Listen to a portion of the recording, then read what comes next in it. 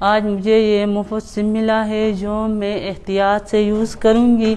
Government Pakistan بالخصوص بے نظیر income support کے میں تہ دل سے شکریہ ادا کرتی ہوں جو مجھے آج مفت سم ملا ہے۔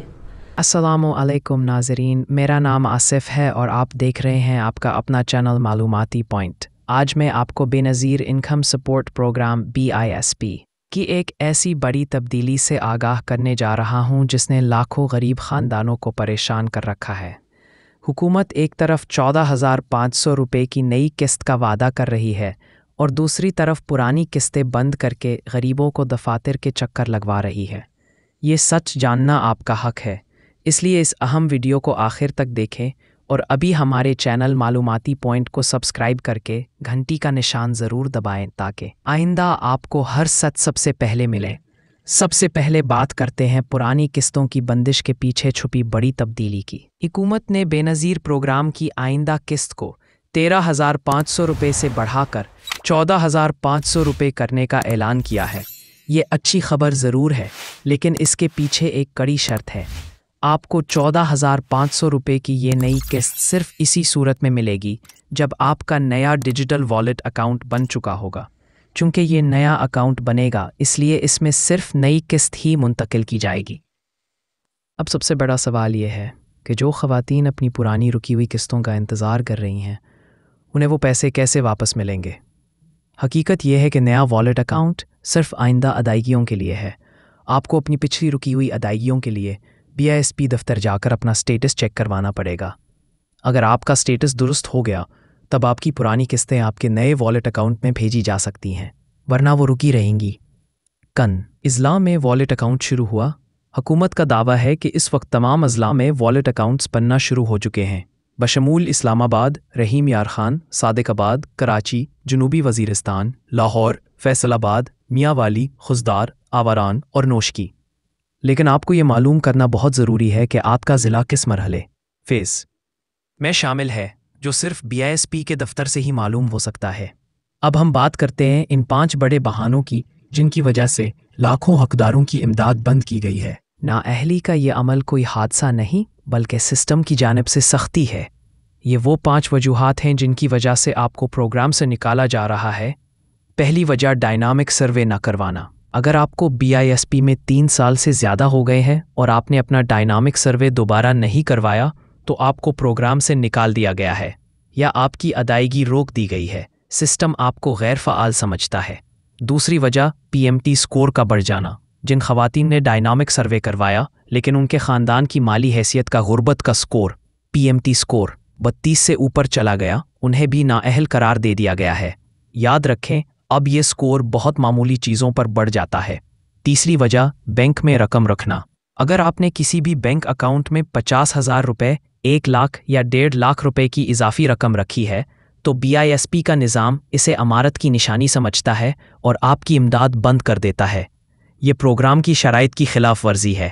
یہ قانون غریب کے لیے بہت ظالمانہ ہے، کیونکہ تھوڑی سی رقم بچانے والا کیسے امیر ہو سکتا ہے؟ چوتھی وجہ شوہر کی سرکاری نوکری یا بڑی جائیداد۔